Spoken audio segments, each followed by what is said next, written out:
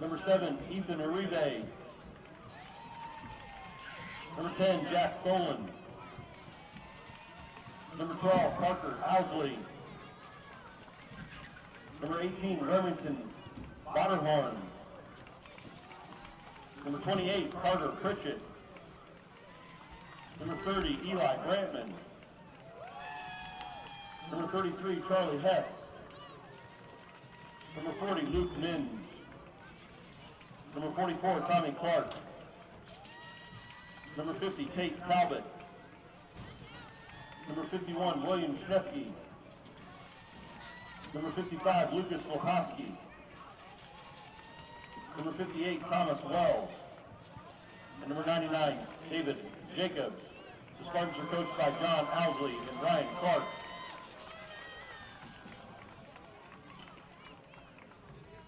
Now for your home team, the Indiana Hoosiers. Number 6, Jasper Barker. Number 7, Tyler Sapp. Number 10, Aaron Jenkins. Number 12, Hunter Lewis. Number 18, Clayton Wilkie. Number 22, Bryson Rubrick. Number 24, Tyler Polk. Number 30, Nolan O'Boyle. Number 33, Ethan Locke. Number 40, Joe Berglund. Number 44, Zach Stovall. Number 50, Austin Hackenberg. Number 55, Luke Murphy. Number 58, Eli Keel. Number 90, Quentin Perouse. The Hoosiers are coached by Tom O'Boyle, John Jenkins, Travis Polk, Josh Stapp, and Mike Murphy. Captain, please report to the 50-yard line.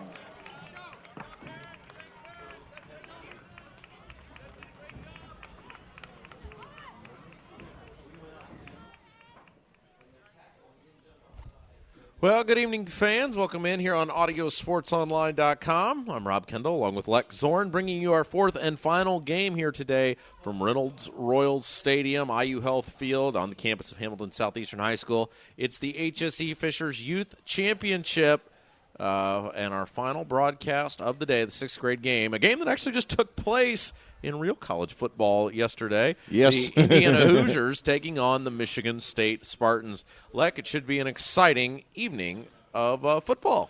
Yeah, certainly it should be. We've had three exciting championship games already today from grades 3 through 5 with in the opener several hours ago now. We had Air Force beating Michigan State by a score of 23-6, followed by Army winning the fourth grade championship, beating Michigan 8-0. Then just a few minutes ago, we completed the fifth grade game with Army beating Ohio State 26-12, and now we're up to the main event. So finally, no service academies there, but we have two teams with great local value with Indiana and Michigan State.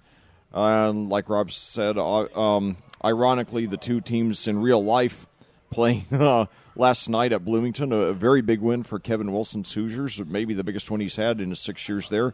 A rare victory over a ranked team in IU history. We've had, hundreds of fans filing in and out of Reynolds Royal Stadium all day. Not a whole lot of people stayed for all the games, but, those who have been here, got their money's worth in a big way because admission here is free. And so now we've got the... Yeah, hard to beat that, isn't it? Hard to beat free. Yeah, four games for no cost. And now we've got AC/DC on the speakers, and now the Spartans take the field. So we're just about to kick off here the main attraction of the game. And we've had a lot of very competitive games so far with some great young talent that we look forward to watching develop over the next several years. And, several dozen future Royals and Tigers.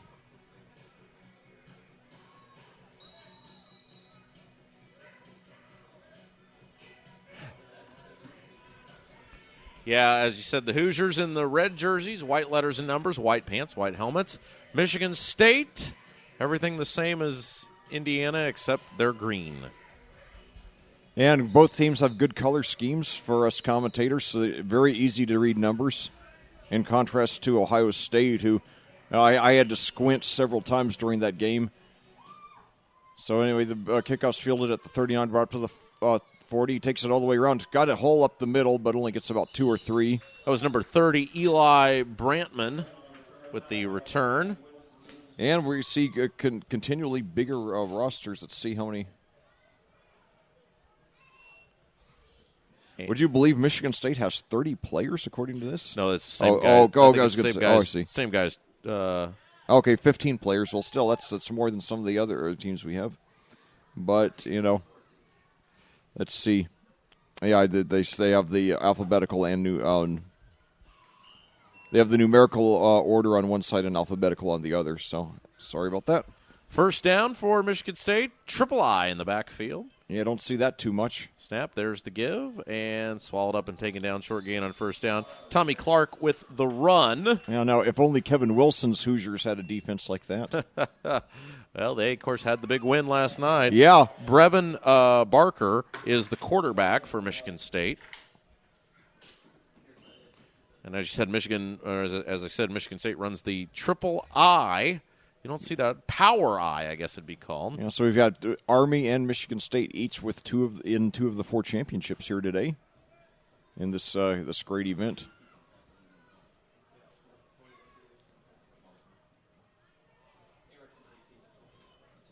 So now a handoff there, and they're all over him. They crunch him. That was Tommy Clark there.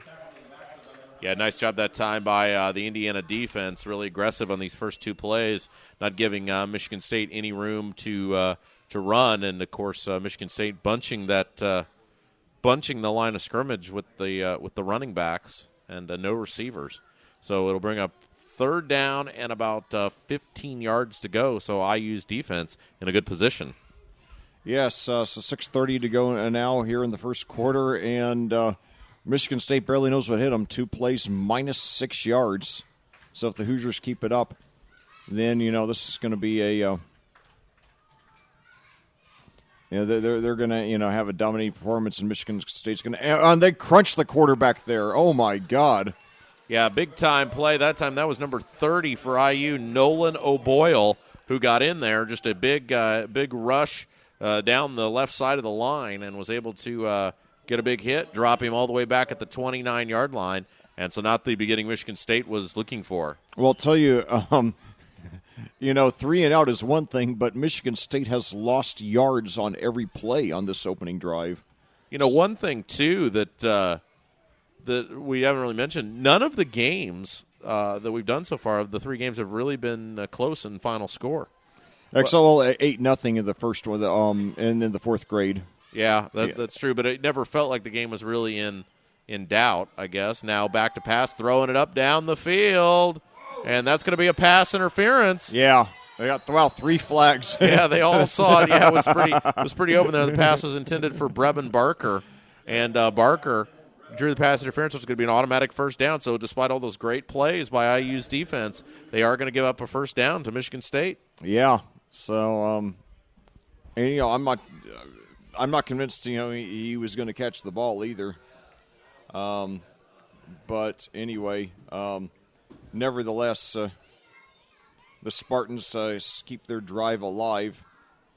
And it seems to do I commented on this in the first game. Seems to do the same thing every year. I come commentate this fun event. It rains in the morning, stops middle of the day, and then by the end of the day, the sun is out. Yeah, this is doing it again this year. Yeah, this is the first time the sun's been out all day. Well, we've had, basically pretty good weather this season. I did have a lightning delay Friday night at Franklin, although it was, only 3 plays into the game, and then, they came back after half an hour, and it was fine the rest of the night. But, yeah, it's been good weather this year for football, and the rain held off all day. I wasn't sure it was going to with all the clouds up there, but, Yeah, short gain that time on the first down run. Now, the first time that the Now, wait a second. Did they not give them an auto? I thought pass interference was an automatic first down. I think it is at every level except for high school.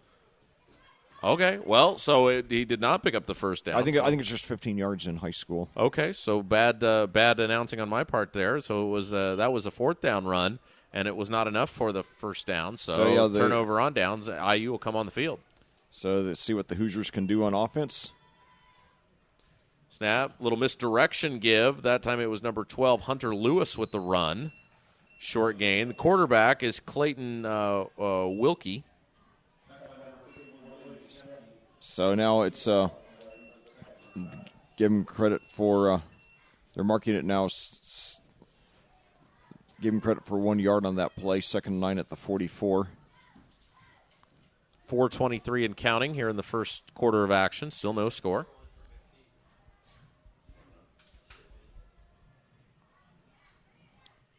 Quarterback keeper this time, and he's wrapped up, pushed back. Yeah. Short gain on the play. Yeah, I both defenses very impressive here in the early going. Neither team, granted only one possessions by each team so far, but neither offense has gotten much going at all. This event now has been going on nearly 5 hours. Started right on the dot at 12. 4:54 is your time of day now. Yeah, give a lot of credit to the folks who run this great event. They've been on time, and they almost always are. And it's tough to do in a thing like this. Yeah. But they've been very good at keeping the event on time, and that's and then keeping us informed when we make a mistake or yes. Don't know how to pronounce the name. Snap, quarterback keeper. He's got room to run. Cuts it to the near side of the field, and that's going to be a first down and then some, all the way down inside the 30. Yeah, so Clayton Wilkie gets up to the inside the 30 there. So the Hoosiers, get the first. That's the first time either team has moved the chains all game. 1st and 10 at the 28 now for Indiana. I'd like to see a list of all the teams in all these leagues and, all the colleges that are named. I'll have to, maybe there's a webpage for that. So now, anyway, Wilkie with one running back behind him. He it looks like he bobbled the snap, but he maintained control, took it up the middle himself for 1 or 2 yards. We've had very few turnovers here in any of these 4 games today, which really is a sign of kids having really learned the fundamentals. Franklin turned it over. They lost 5 fumbles to Plainfield on Friday night. So now, anyway, the 3 running backs behind him. Now Wilkie takes it himself, and he's got the first down and more out of bounds at about the 16. So Wilkie showing a lot of skill there as a rushing quarterback.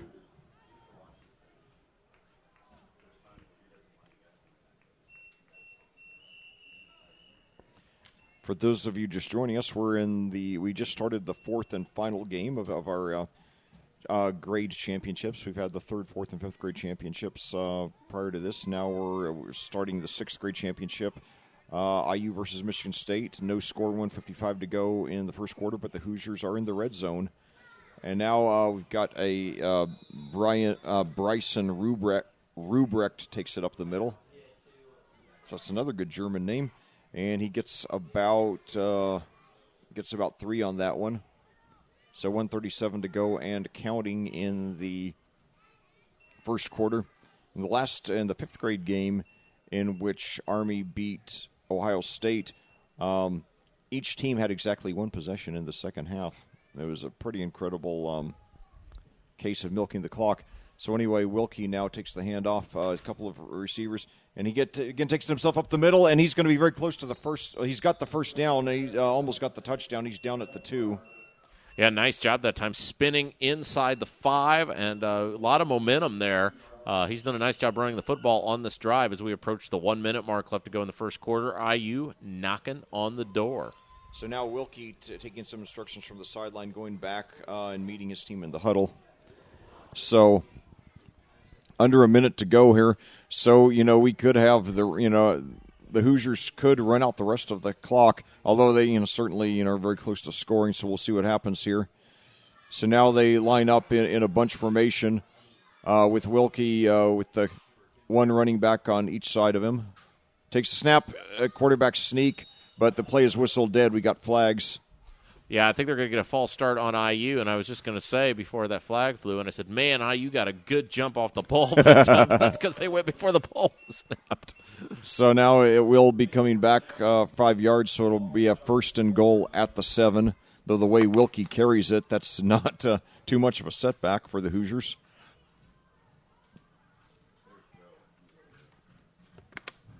I always enjoy studying the theories about the origin of the word Hoosier. And there's some interesting theories about it. I don't think we'll ever know definitively. But anyway, so Hoosiers line up, 20 seconds left. It's the same formation there. Wilkie takes it, and I get some movement. He's up the middle, quarterback sneak. He's knocked back, though. 7 seconds to go, and that will be the end of the first quarter. Nice job by Eli Brantman there. Got in there for Michigan State and made the hit. So a very evenly played first quarter comes to a close. IU knocking on the door, though. We'll switch into the field and be back with the second. No score. You're watching the 6th grade championship game of the Fishers HSE Youth Championships here on AudioSportsOnline.com.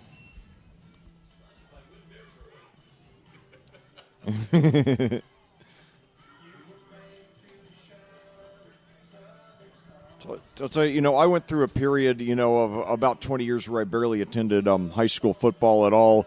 And then when I started commentating 4 years ago, I noticed that they now have all these.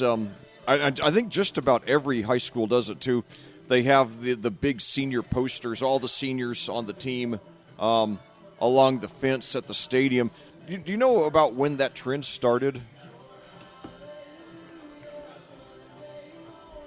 I don't. Because they didn't do it at all when I was in high school, but so I assume it probably started in the last 10 or 15 years, but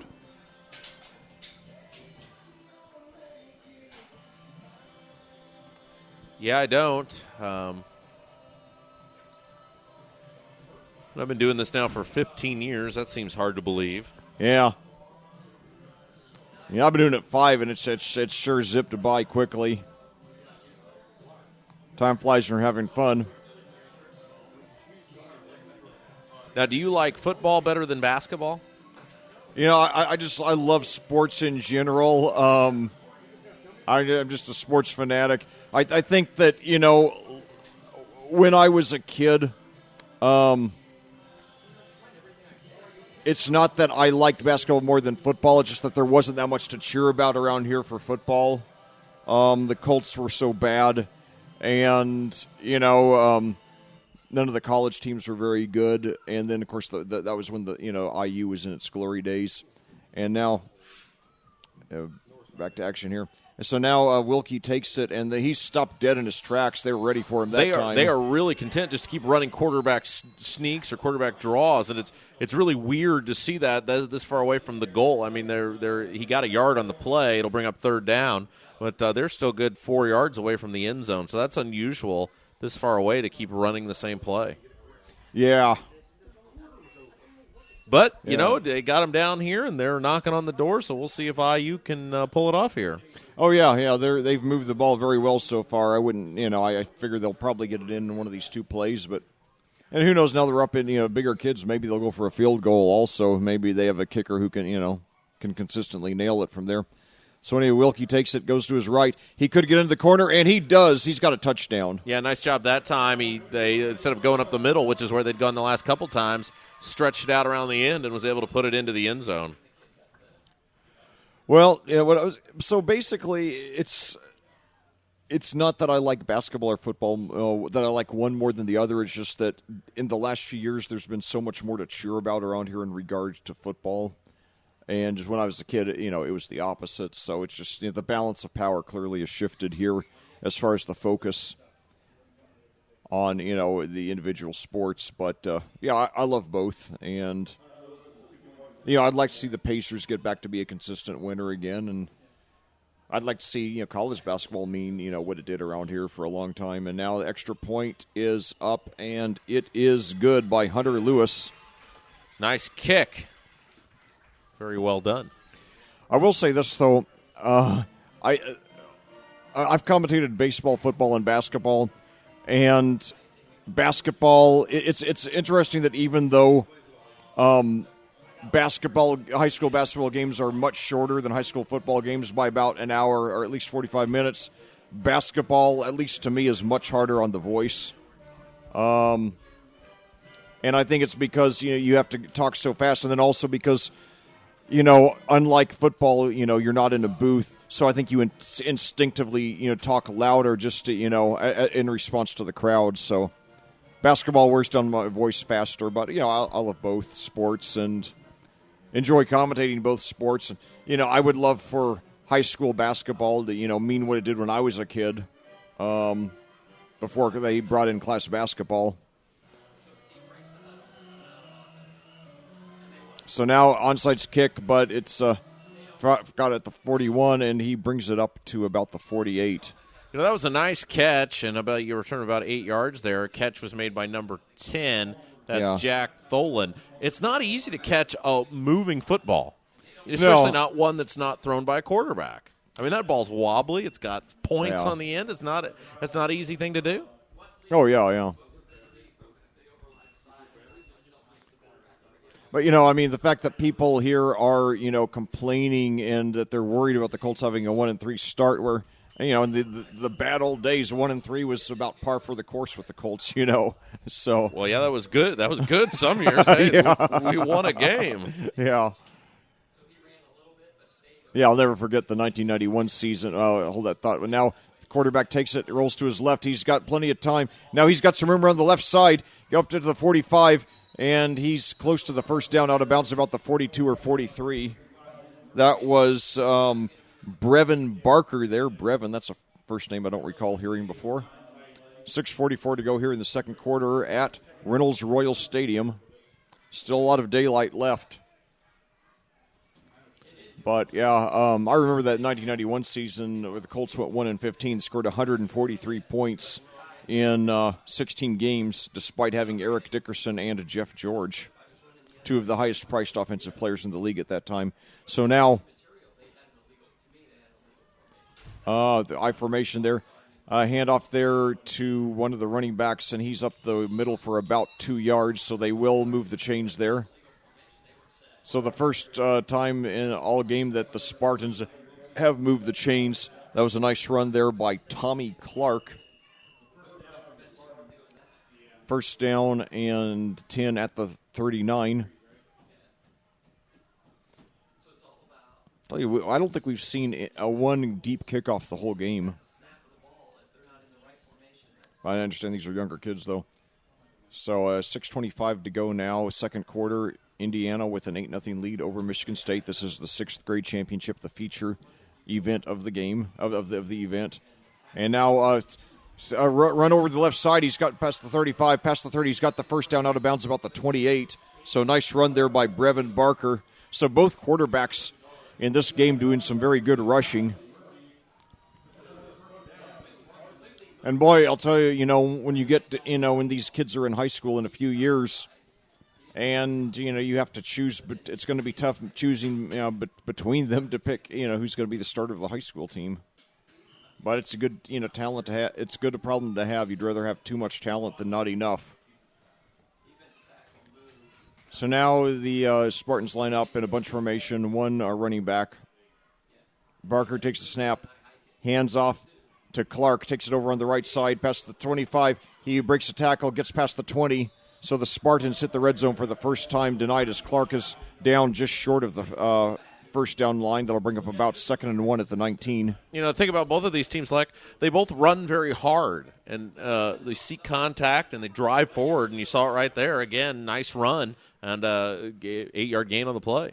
Yeah.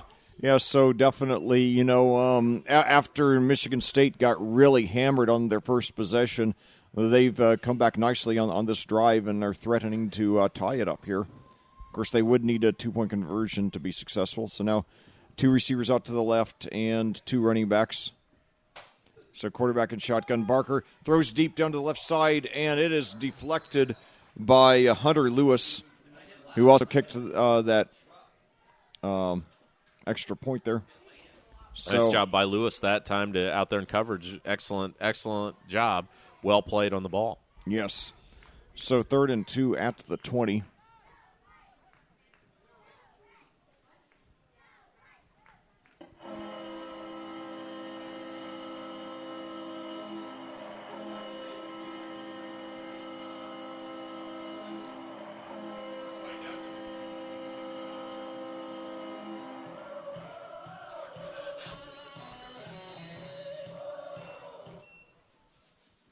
And now Michigan State takes a timeout. Maybe they were distracted by all the music. And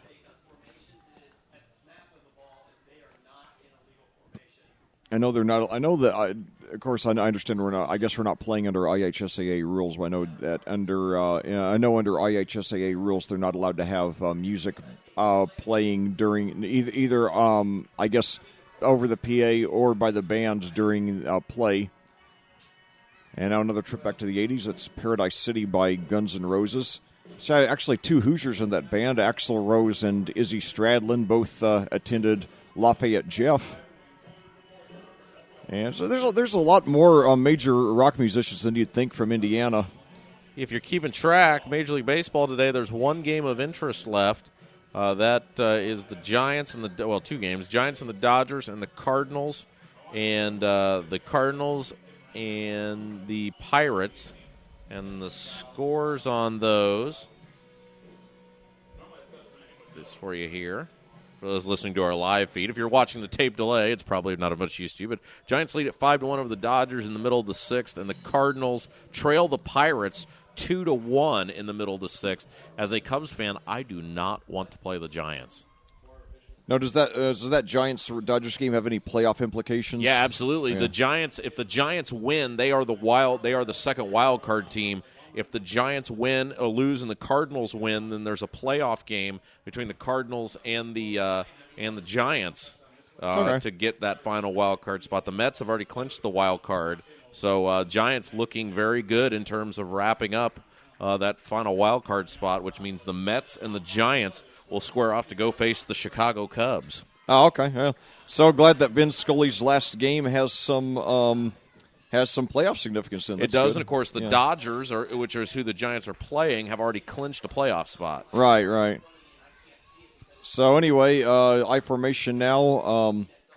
Barker takes a snap, hands back to the halfback, and he's got the first down. Nice second effort that time as he was hit short of the first down, but leaned forward and got across. Looks like he got across the line anyway. That was Tommy Clark with the run.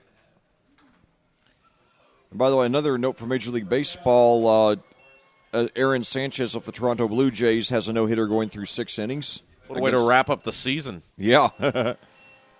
Yep.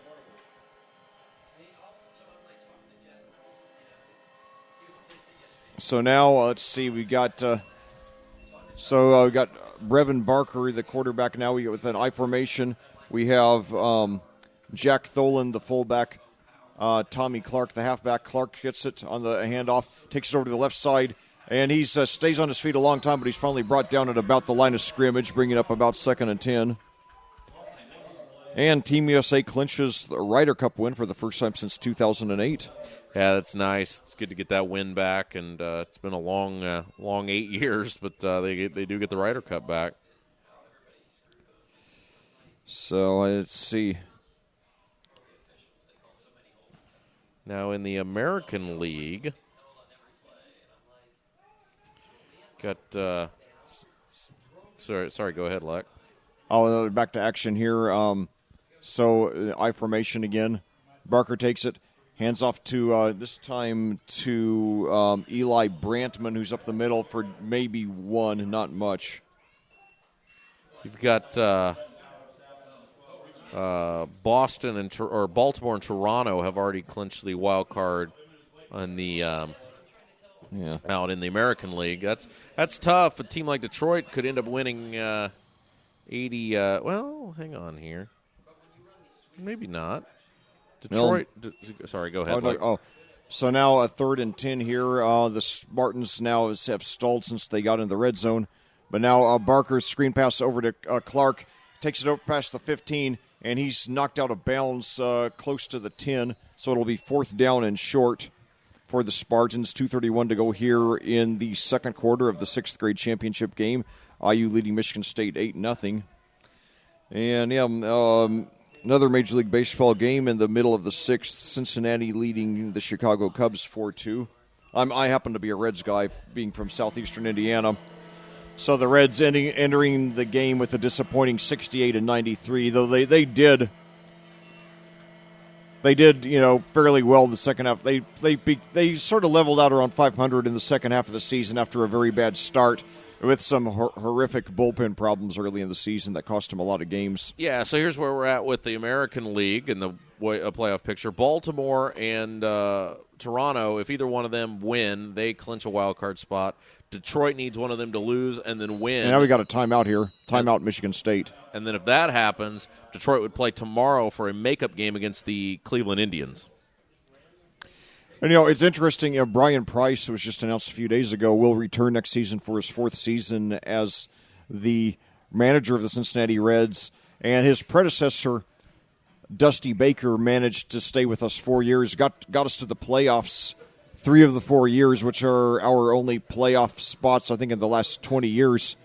And so it's interesting that Baker was fired after getting us to 3 playoffs in 4 years, and Price is now going to be in his 4th year, even though he's never gotten us to the playoffs. So it's interesting that it's not always wins and losses that determine who stays and who goes.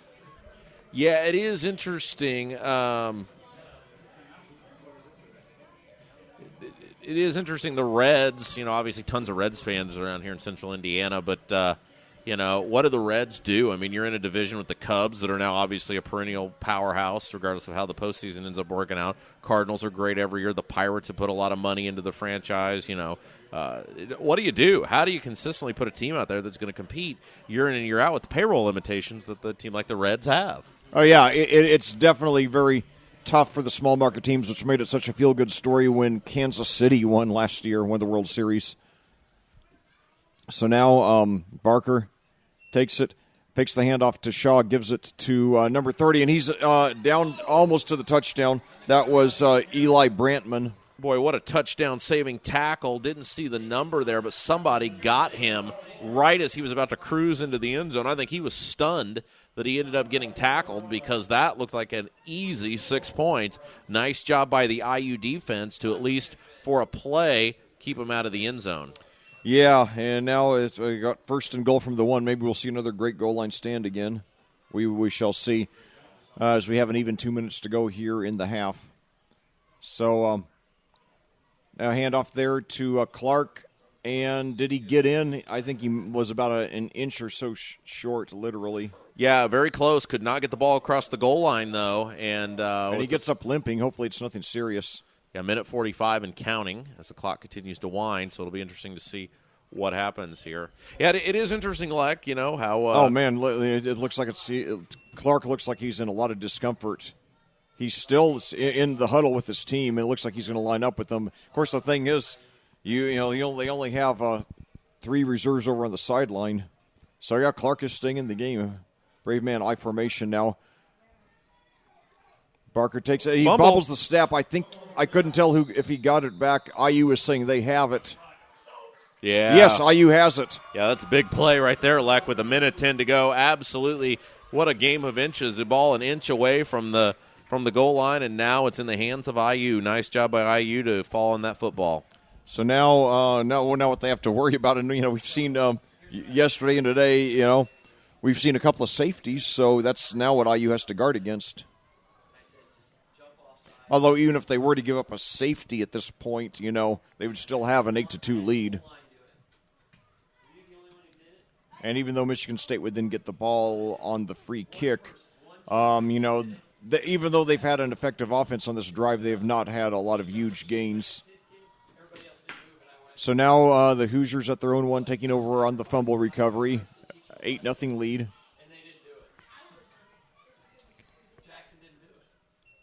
Takes the ball, drives up the middle just to get a couple extra yards. And I would imagine that IU would be content from where they are in the field, just running out the time here in the half.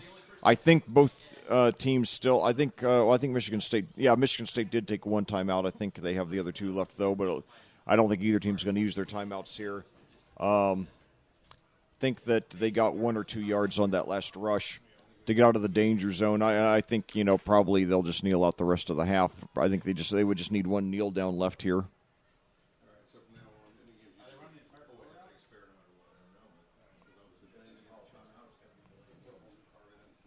So it looks like they're just going to, let it maybe. So IU takes the timeout before they get the delay of game penalty.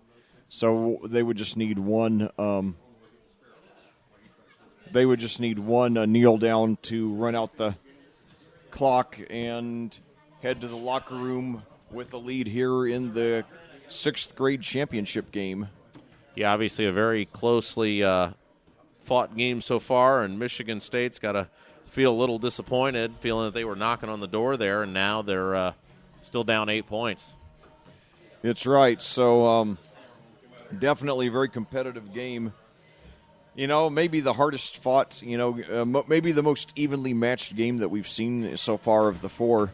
Of course, we don't know how the second half will be, but certainly the first half been very exciting and could have been tied if it weren't for that fumble there. About 1 inch shy of the goal line there by Barker, who overall has played a very good game. Both quarterbacks have played very well overall in this game.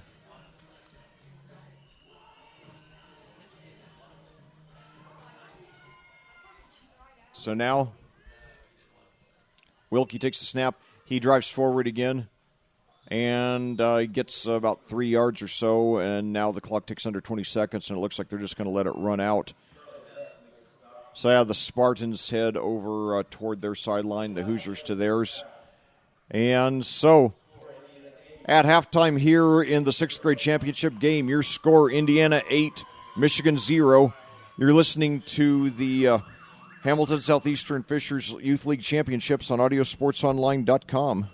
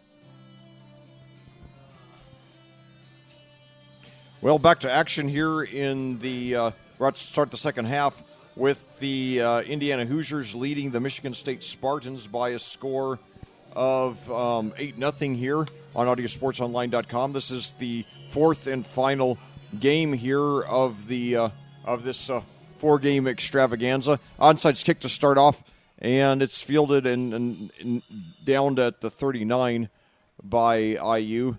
That was number 22, Bryson Rubrecht, right on top of it. Well, obviously that was a huge end to the first half there, Lec, with Michigan State with the fumble and then IU falling on the ball as Michigan State literally an inch from being in the end zone the play before. And it goes to show why you see a lot of times coaches might challenge in the NFL a ruling on the field if they get to the 1-inch line on, pick up a first down or something. You say, oh, why would you waste the timeout? Because you just never know. Something like that might happen. Yeah, and it's all managing your timeouts. It's basic fundamentals, and overall, I'll tell you, we've seen better clock management with these little league teams today than we've seen in some high school games that we've done this year. Well, nice cut back there by Wilkie. Wow. Runs into his own blocker. Otherwise, that could have been a huge gain, but he's across midfield. Yeah, Wilkie's got really good moves. Probably not the fastest quarterback I've ever seen, but he really has good footwork and good field instincts. So he's someone who looks like he has a good future in the sport. Hey, we do want to thank everybody here at Hamilton Southeastern High School. As always, great facilities, great internet. Knock on wood, we've still got another half to go, but makes it easy for us to broadcast. Of course, we do all the HSE high school games too, but I want to thank all the folks with Fishers HSE Youth Football for inviting us out here again today, and just always a really, really fun Sunday to come out here and do this, and we appreciate them inviting us. Yeah, definitely. And now Wilkie on the keeper gets it over to the right side for about 5. And Rob, I think that maybe they switched to Canadian rules because you see on the scoreboard it says the ball is on the 53. for those of you who don't know, the Canadian field is 110 yards from end zone to end zone, so the middle of the field is actually the 55-yard line. So, anyway. But yeah, echoing Rob's sentiment, it's just been a tremendous event. This is the first time I've taken part of it, but hopefully I'll be back next year and beyond. It's great to look at the future of Hamilton County football. Another keeper by Wilkie. He gets past the 35, dives up to about the 33. And I would say Wilkie probably has about 90% of his rushing yards in this game after contact. He's an exceptionally tough kid. Yeah, and they're really content, Lec, to just keep it in the hands of Wilkie. Not a whole lot of handing off or anything of that nature. I mean, they're just saying, "Hey, here's our guy," and he's taking it. He's taking the snap. Yeah. Oh, yeah.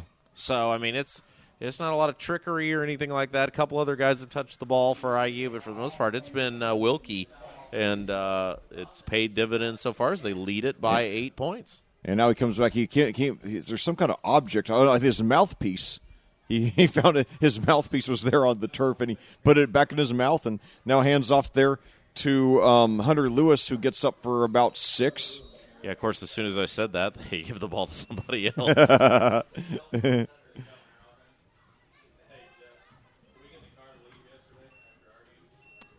But yeah, definitely Clayton Wilkie, showing a lot of promise. Yet another Indiana youth quarterback who wears number 18.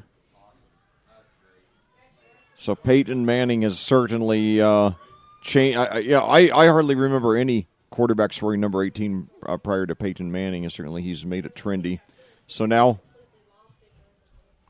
Wilkie with one running back standing to each side, and he takes it himself up the middle, and he doesn't have the first down, but he gets close. You got about 3 yards. I think we also correct the backs have to be 2 or 3 yards off. So definitely it's been a very fast-paced quartet of games here at Hamilton Southeastern. We have a lot of course, obviously we only have 8-minute instead of 12-minute quarters, and we only have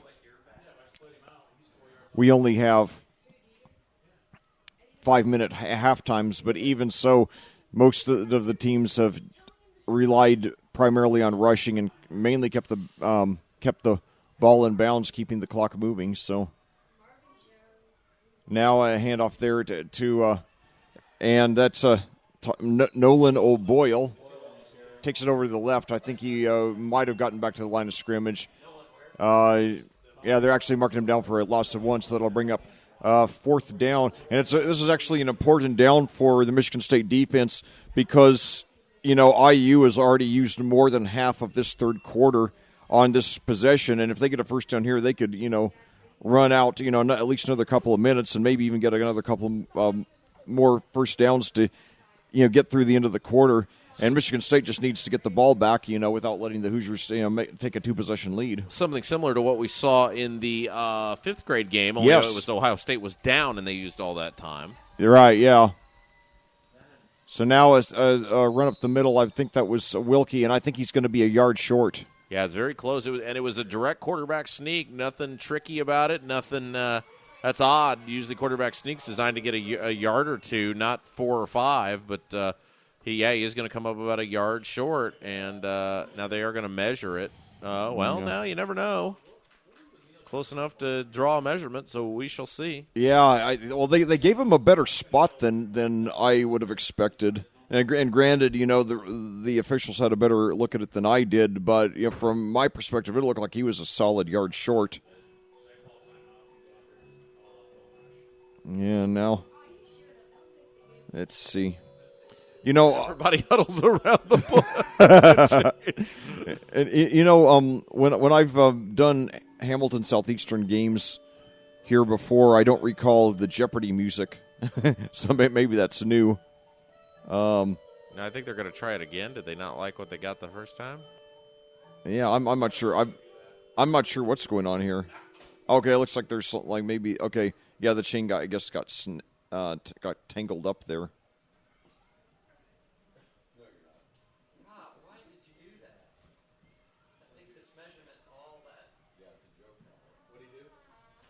Okay, Michigan State players. Well, that kid's either running just for fun or he's short. Yeah. So the Spartans, a big break because, like I said, IU, who knows how many more minutes they could have consumed and possibly scored in the process. Now, as it is, Michigan State has the ball with a chance to tie with a touchdown and a successful 2-point conversion. And keep in mind that in the first half, the Spartans got down to the 1 and then turned it over on a fumble. And that was number 7 for Michigan State, Ethan Uribe, who came sprinting off the field. So he must have been pretty certain, or he would have looked a little foolish. But he was right. Did come back in the hands of the Spartans. So now Tommy Clark starts off the drive with a gain of about 3 or 4 yards. 3 minutes to go now in third quarter, so the Spartans have 11 minutes to make up an 8-point deficit. Yeah, it's again, both of these teams have done a nice job with their tackling, especially tackling in the secondary. So it's really been a nice thing to see here. These kids are clearly taught good form at an early age. So that no-hitter there has been broken up by Aaron Sanchez. Hanley Ramirez broke it up in the 7th inning with a solo home run. So 2:26 to go now, 2nd and 6 for the Spartans, trailing by 8. And now fake the handoff. And now quarterback takes himself around the right side. He gets about 3 yards, bringing up about 3rd and 3. There is a flag on the play. So we'll see what happens here. Personal foul against the Hoosiers, so that'll be 15 free yards for the Spartans, which comes in very handy right now as they so they'll have the first down now in much better field position, 55 yards away from the touchdown. A touchdown in the 2 will tie it.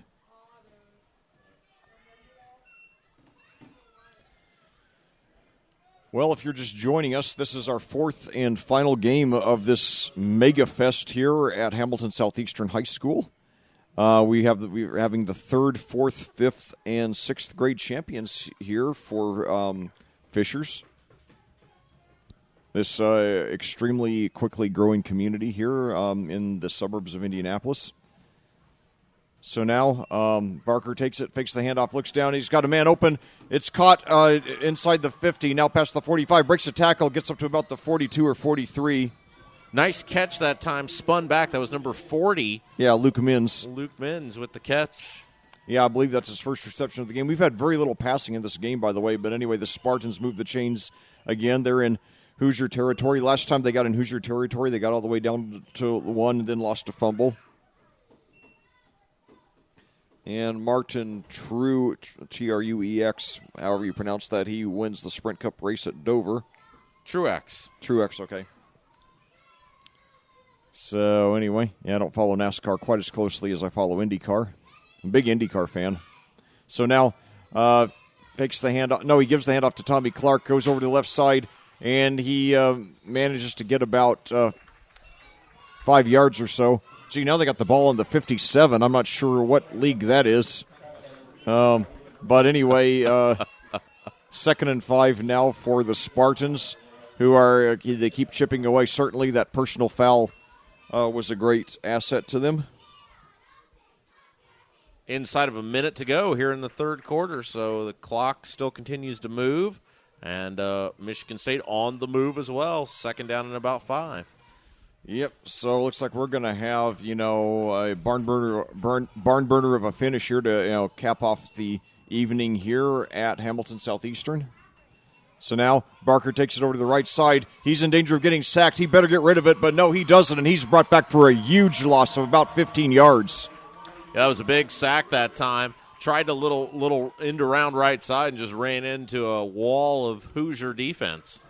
So, yeah, definitely, big break for the Hoosiers, and now the Spartans in a deep hole. They're giving him a better spot than I thought. They were marking him down at the 50. Nevertheless, it will be 3rd and 17, and now that will end the third quarter. So 8 minutes to determine the 6th grade champion here of Fishers. Your score now with 8 minutes to play, Indiana 8, Michigan State 0, but driving. Yeah, and this will be really interesting to see what happens here, Lec, over these final 8 minutes. Obviously, Michigan State got to feel like they should be tied in this one probably right now. Oh, yeah, absolutely. Yeah, that fumble, and then, of course, that play where they just lost 12 yards on that sack when it looked like they really had something going.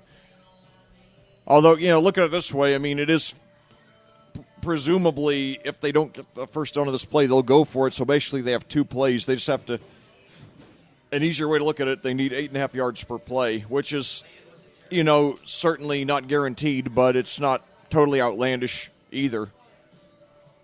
So anyway, 15 quarters in the books, 1 to go, and it looks like it's going to be the most dramatic of the day appropriately. We've had, a great crowd today, and the weather's gotten progressively better through the day now. We've played most of this game under sunlight, and after it was very cloudy through the first three games. And, we had some pretty good weather for most of the high school football season. We're supposed to have a high of 75 on Friday night for the next to last game of the regular season, so hope y'all will get out to Hamilton Southeastern for these next 2 Friday nights. A week from Friday being Senior Day, and not to mention an intra-top 10 matchup with Brownsburg. So now back to action here.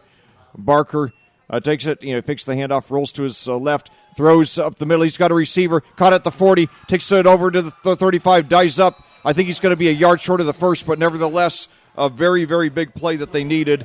Eli Brantman made the reception there. Yes, they're giving him credit for the first down. He got a slightly better spot than I expected. So the Spartans back in business here. They need a touchdown and a 2-point conversion. That's a really nice job that time of pitch and catch. One of these things a lot of these young kids do, and it is common with younger kids. He had a lot more if he'd have gone to the corner there, but cut it back. We talked about that in one of our earlier games. And as they grow over time, it's, keep running to the corner there. It's a natural instinct to cut back, but just keep going. Yeah, so now Barker with an I formation. He hands off to Brantman again, and he's up the middle for about 6. So the Spartans moving right along, doing what they need to do. They're going to mark him down at about the 27. 7:06 to go. The Spartans, looking very good on this drive. Did an outstanding job when it was 3rd and 17 coming back and getting the first. So now I formation again. Brantman is the halfback. I cannot tell who the fullback is. But anyway, Brantman gets it again. And this time they're ready for him, and they stop him for maybe a gain of just one. So that'll bring up 3rd down and about 3 for the Spartans. 6:35 to go. They're going to give him no gain there. So 6:26 to go and counting. The Spartans. The thing is, if the Spartans do not tie it on this drive, they're going to have to really step up on defense, because IU is a team that is, if they get the ball back now, they're very capable of just running out the rest of the clock, even, over 6 minutes left. So now I formation again, and even 6 minutes to go. Barker under center, takes it, hands off to, I could not tell who that was. I believe that was Uribe. But he's going to be brought down, for a slight loss. Yeah, I'm sorry, that was Brantman. That was Brantman. Number 30, as you said, Eli Brantman. Yeah, he's the one who got the first down on that to keep the drive alive a few plays back. Hoosiers' defensive line, has done a great job throughout the game today, and now this is the big one, 4th down. If IU's going to keep them off the field or get the ball back, really give an opportunity to wind this game away, but this is a big one. Michigan State has been good on these late down conversions. Yeah, and look, I'll tell you, we don't have the heights and weights of these kids, but look at the size of that line for IU. I mean, they look pretty darn big for a bunch of 6th graders. And now Michigan State is going to spend a timeout, sensing, I'm sure, the urgency of this play. Yeah, the game very well could hinge on this play. But, yeah, check it out. I mean, these guys are very, very tall, very well built for being in 6th grade. So, certainly, if Rick Wimmer and Scott May are at this game, they've got to be salivating over some of this talent that's feeding into their systems. And, of course, these guys are, they're 6th graders, so next year they're going to be on the 7th grade teams. And, at the junior high schools here in Hamilton County. And I'll tell you, Hamilton County alone, with not obviously Hamilton Southeastern Fishers, but also you have Carmel, you have Westfield, you have Noblesville as well, Guerin Catholic. A lot of quality football schools here in Hamilton County. So 5:12 to go here. We got a barn burner of a finish coming up here in the 6th grade championship game. Hopefully you've been with us for the whole afternoon, but if you're just joining us, this is the Fishers Hamilton Southeastern Football Championship, the last of the 4 games of this extravagant event. As we look at the future of high school, future of football here in this county. So now pass over to Clark. He takes it over to the left side, trying to get the first down. He's got it inside the 20, inside the 15, shifts around. He could go all the way. He's knocked out of bounds at about the 3. Well, you couldn't draw it up much better than that. Great use of the timeout right there by Michigan State, as Spartans now have an opportunity to tie the ball game. Yes, they do. First and goal at the 2. Now, now what they have to make sure, first of all, don't fumble it away like you did, when you were at the 1 last time. And then you got to make the 2-point conversion, because there's no guarantee you're going to get the ball back. So now the Spartans line up. I formation again.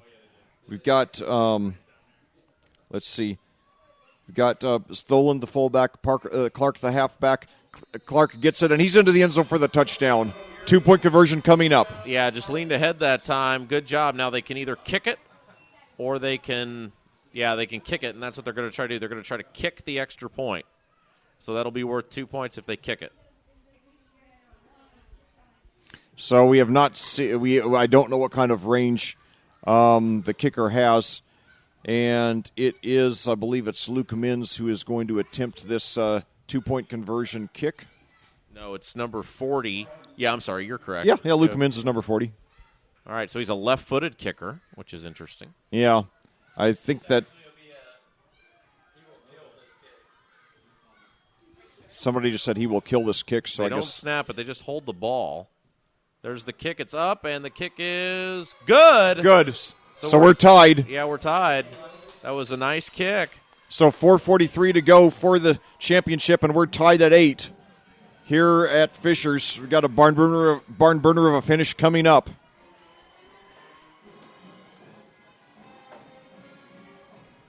Wow. What an exciting afternoon of football it's been. Your time of day now, 5:46, so we've been here just shy of 6 hours now through 16 exciting quarters as we getting a great look at the future of Fishers and Hamilton Southeastern football. And we brought it all to you live here on audiosportsonline.com. So now we're going to have Luke Mins kick off. We got two receivers back deep for the Hoosiers.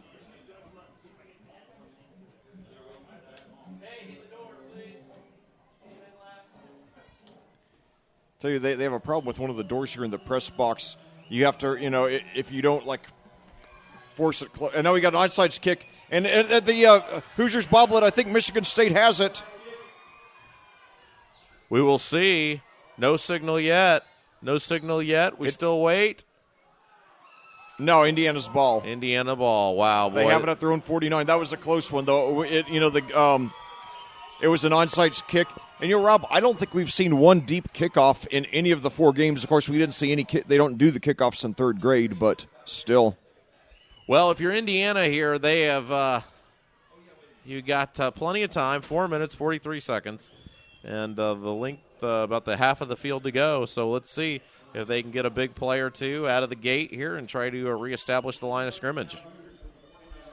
So 4:41 to go. The Hoosiers, I would expect that they're going to keep the ball in bounds, just try to do a methodical drive and score with as little time left as possible. So now Wilkie takes it around the right side. He's tripped up for about 2 yards, but we got a late hit, and Wilkie looks like he's hurt. Flag flies in late. No, he's fine. He's going to get up.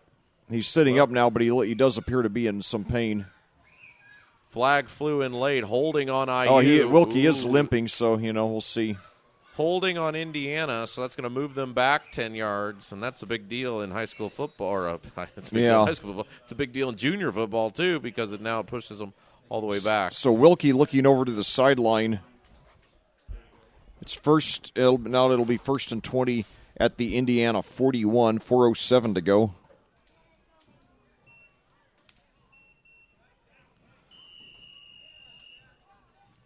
I wonder if my mom, will like to just tune in the middle of this broadcast and think that I'm actually doing a Big Ten game, since here's me talking about IU and Michigan State. But anyway, so now Hunter Lewis lined up to the right, and we got Clayton Wilkie, the quarterback, takes it, and he takes it up about 10 yards, getting into recovering basically the yardage that they lost on the penalties. We'll bring up about. So that will be about 2nd and 10 there with 3:30 to go now and counting. IU showing no urgency here. They're being very methodical. Yeah, somebody here in the press box was calling for an illegal formation on that last play, but didn't get the call anyway. Maybe he's got a kid playing for Michigan State. I'm not sure. But anyway, now Wilkie gets it, takes it over to the left. He's got a little hole, and he gets up to about the 45, past the 40. He plows his way up close to the first down. It's going to be 4th and about 1 there. 2:54 to go and counting now here in the 4th quarter. Game tied at 8. This is the 6th grade championship here for the Fishers Hamilton Southeastern Youth Program. So now the Hoosiers huddle again. Like I said, showing no urgency. They want to milk as much time as they can. So they line up now with no wide receivers. Wilkie under center. And now we've got the plays whistled. Not sure what the issue was. But anyway, now the back in motion here. Wilkie takes it. He moves forward himself. He gets the first down and maybe a yard or two more. So the Hoosiers move the chains, 2:09 to go. And we got a thriller, and we got a late flag here. I didn't see it until after the play was over. Yeah, let's see. Face mask. Ooh, boy, is that the 5 or the 15? Could not tell. Okay, 5. Yeah, huge break there for Michigan State. Yeah, oh yeah. So now IU has it 1st and 10 at the Michigan State 33, 2:05 to go. Game tied here in the 6th grade championship. Lost his mouthpiece again. Yeah. Yeah. Second time it's happened here in the last minutes. And now Wilkie on another keeper, but this time they stop him for maybe 1 or 2. And after they brought him down, he got up again. Maybe he felt he wasn't really down, but nice effort anyway. But I think he's going to get at most 1 or 2 yards on that. So let's see, they mark it at the 32, so they officially just a gain of 1. Not a lot of creativity in the IU playlist right now. They've really just kept giving the ball to Wilkie, and that's okay, except they got to go pretty quick here with 1 minute and 25 seconds to go. Yeah, I believe they still have all 3 timeouts. So they're Wilkie. He's got a hole in the middle now, and he's up to about the 24 there. So it's they're really going to have to start using their timeouts, and yes, they do. So that's, I believe, IU's first timeout. So 1:15 to go. Got a barn burner of a finish coming up here on audiosportsonline.com.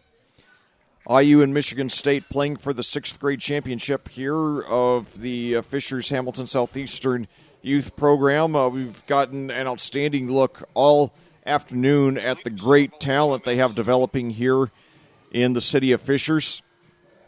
And, both Fishers and Hamilton Southeastern, consistent top 10 programs. Fishers 2010 state champions. Hamilton Southeasterns have lost 2 or 3 state championship games. And both put, dozens of guys in college football, including at the high levels. And now we're getting a look tonight. We've gotten a look for the last 6 hours now at the future of those 2 programs with dozens of very talented young players among these 8 teams who've played in these 4 championship games. So now back to action here. 1st and 10 at about the 24. No, it's third and 2. Oh, 3rd and 2. Okay, yeah, they didn't. That's right. They haven't moved the chains yet. So if I were a betting man, I'd say Wilkie does a keeper here. Maybe he'll surprise us. Yeah, Wilkie takes it on a keeper up the middle. He does have the first down and slightly more, so the clock will stop briefly to move the chains with 1:11 to go. And the Hoosiers now down at the 21. So they should line up, and now the clock is resumed, even though they haven't set the change yet. So now Wilkie again. This time takes it over to the left side. He's got a hole up in the middle. He's down to about the 15. So 58 seconds to go and counting. And now he goes over long enough to get an instruction from his coach.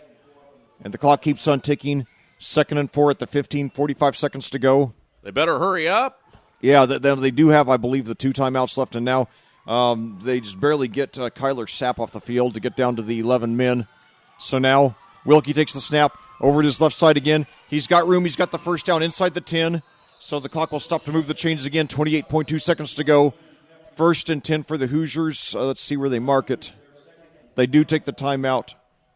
Okay, they said that's their second and final, so I guess you only get 2 timeouts per half in Little League ball. Nevertheless, let's see where it's at the 9, so they cannot get a first down without getting a touchdown, so it's 1st and goal. You probably got to just come up here with 2 plays, Lec, and just say, look, we're running this one, and then we're running this one. Yeah, I mean, basically, you're not going to have time for 4 plays, so basically, if you don't get it in the end zone on this first play, you probably just ought to go line up and just quickly spike it, and then, set up a play for the win. Yeah, it's easier said than done, though. I mean, you're dealing with kids that are, 12, 13 years old. I mean, it's easy for us to sit over and say, do this, then do this. And it's just...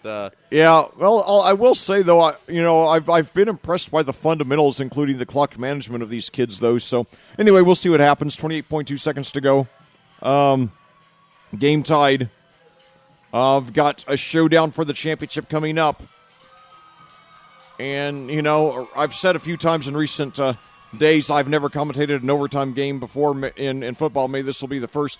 So now Wilkie takes it again over to the left side. He's brought down Who was it? One of the players, 30. Eli Brantman, as the clock ticks down to 15 seconds now, they're going to have to hurry up. 11 seconds. They're getting set now. I believe Wilkie does spike it. 7.1 seconds to go. That's pretty impressive, Lec. They pulled that off. Yeah, well, they're obviously well coached, and they're showing a lot of poise. So they got to get 5 yards. Yeah. Well, the thing is basically, if you throw into the end zone, you might get time for a second play, but they've barely passed on the day, so but you never know. Anyway, got the thrilling finish right before us here. 7.1 seconds left. The score is tied at 8. IU has it now. No timeouts left. 3rd and goal at the 5. So they line up with Wilkie under center and Hunter Lewis running back behind him. And now throws into the end zone.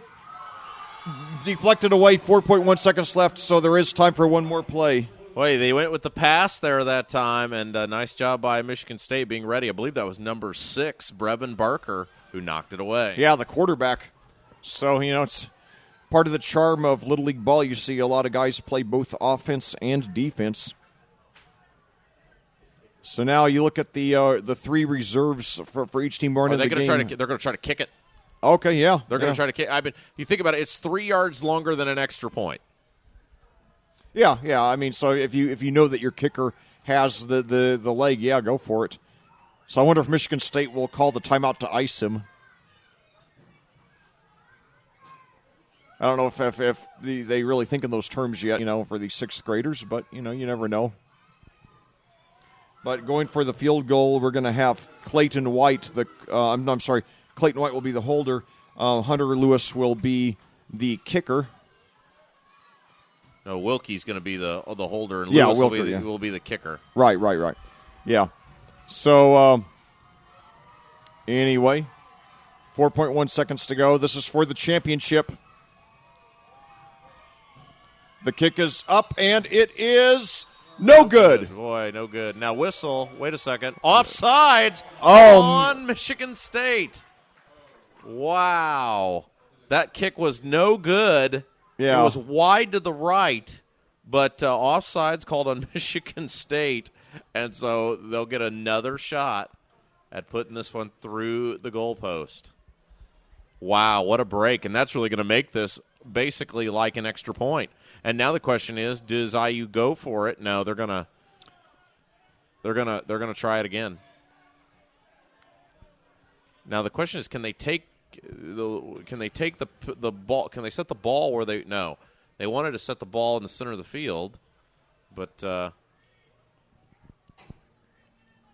thing. By the way, the clock did not move during that last kick at all. It stayed at 4.1 seconds. Well, they said the offsides was before the. Oh, I got you. Okay. The ball. Okay. That makes sense then. So anyway, Hunter Lewis for the championship. One more time. This time he had distance last time. Yeah. He had the distance. So it's going to be a 19-yard field goal attempt for the 6th grade championship of Fishers. Here we go. It is up and no good. Wide right. Wide right. So it'll go man. So 2 shots at it. A little surprised they didn't go for it, as they were only about 3 yards out of the end zone. But good try there, just wide to the right. Yeah, and definitely, heartbreak for the Hoosiers. But, looks like we are probably going to overtime. The Spartans will take over. No, they just ran out the clock. The clock had never started during the field goal. So here we go. We'll go to overtime. So, well, finally my first overtime game, and it's for a championship. So these kids now, this is what they've played for all season. And, someday, these some of these Spartans and some of these Hoosiers, they could be teammates here or at Hamilton Southeastern or across the city at Fishers. But now they're opponents for this game, and both vying for the championship. I guess they're going to do a coin toss to determine who gets the ball first. And, of course, in this inning format of overtime, which they have every level except the NFL, you always want to have the ball last so that when you get the ball, you'll know what you have to do. So anyway, they will start off. Each team will alternate possessions from the 10 until, at the end of an inning, someone is ahead.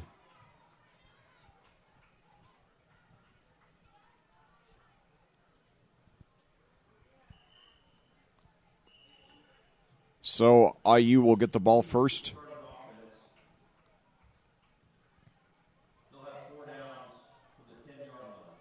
Of course, I'm glad the PA guy said that because one difference should be noted.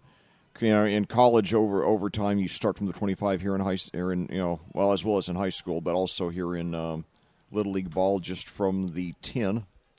Yeah, IU will have it first.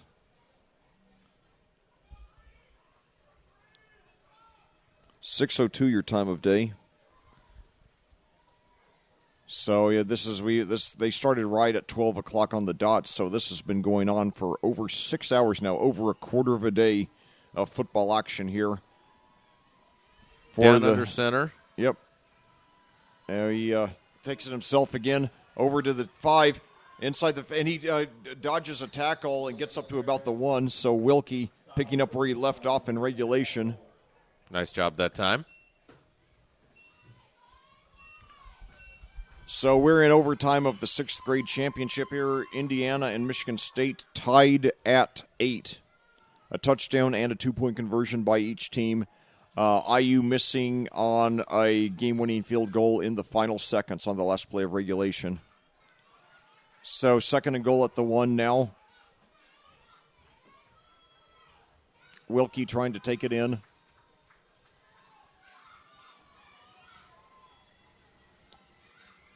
Gets the ball, drives forward. He's got it. Yeah, he's in for the score. Now this becomes big. Do you go for 2 or do you go for 1? Well, let's see. So 14-8 now the score with the conversion pending.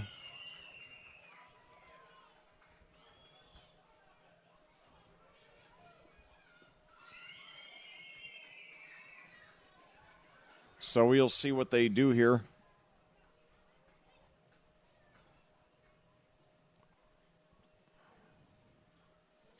So they're going to kick it now from the 20.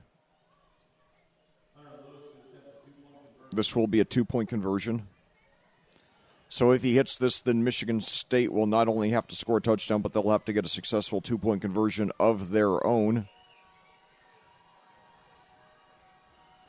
So now Hunter Lewis, and it's no good. Came off his foot very badly. Practically was a line drive. So now Michigan State will win with a touchdown and any conversion. So the Hoosiers, of course, if the Hoosiers stop the Michigan State from getting into the end zone in 4th place, that will be the game, and Indiana will win.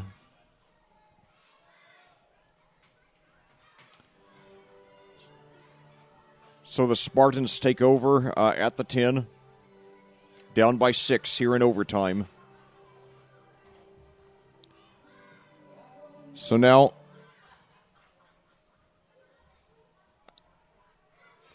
handoff to Clark. He takes it around the right side. He's got room. He breaks through past he's down to about the 4. So good start to the drive for the Spartans. So 2nd and goal now at the 4 for Michigan State. A touchdown will tie, and then any successful conversion will win.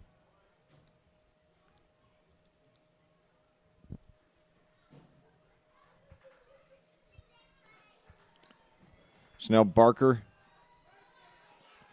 lines up with Parker, Jack Tholen, the fullback, Tommy Clark, the halfback. Takes the snap, hands off to Clark. He takes it over on the right side see, I couldn't tell from my vantage point how far. Looks like he's down to the 1 now. I just looked over at the clock instinctively, and this is the first time I've ever commentated football where the clock was not, a factor. So old habits die hard. Third and goal now. The clock no longer matters, my friend.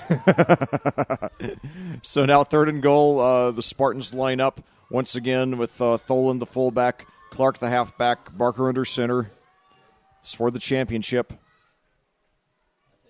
Takes the snap. Hands off to Clark, and he's into the end zone for the touchdown. Now for the conversion. If Michigan State hits this, it's over, and they are the champions. If they miss, then we go to double overtime. Well, what a great way to cap off this spectacular event here at Fishers. And now they're going to look like they were going to set up to kick it in a timeout called by IU.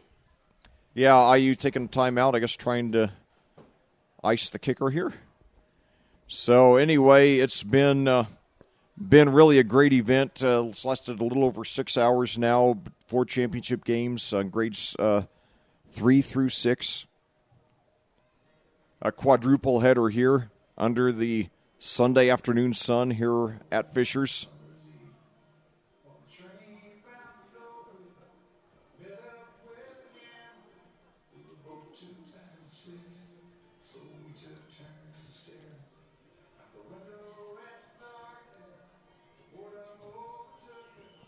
So now they line up for the conversion here. This is for the championship, this play right here.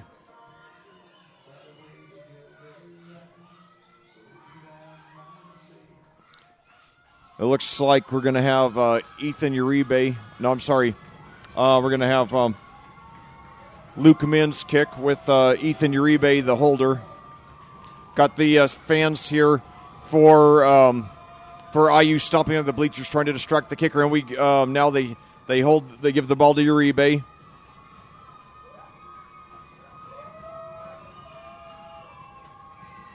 So the referee now the kick is up, and it is good. Michigan State wins the championship.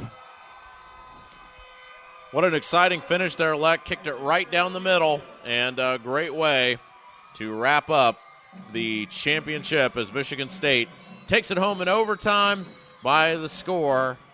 Well, they win it by 2, actually, in overtime. Nice job there as they were able to do a great game played by both teams as they'll meet at midfield. As we say goodbye, Lec, your final thoughts on today's great game.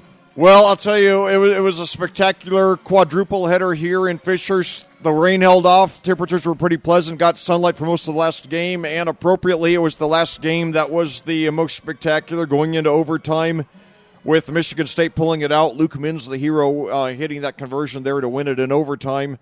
But I'll tell you, if you're a Fishers or Hamilton Southeastern fan, it's such a great treat to see the future of your programs here. So much great young talent here developing in the city of Fishers, and these kids already playing beyond their years, and look forward to watching them grow throughout the years, and hopefully hopefully playing under the Friday night lights in about 5, 6, 7 years. Well, I want to thank everybody for joining us today. Thanks for those of you who are also checking us out on the podcast. It's been a real pleasure, as always, to be out here broadcasting these Fishers HSE Youth Football State Championships. I want to thank everybody at Hamilton Southeastern High School. I want to thank the folks at Fishers HSE Youth Football. Yes. Outstanding hosts, as always. We love being a part of this, and I want to thank you, Lec, as well, for giving up your Sunday to be out here with us, too. Oh, thanks, Rob. It was my pleasure. Thanks so much for inviting me out here. It was just a great thrill commentating all 4 of these games, and great commentating with you as always, and the Hamilton Southeastern staff was so gracious and helpful and accommodating to us, and look forward to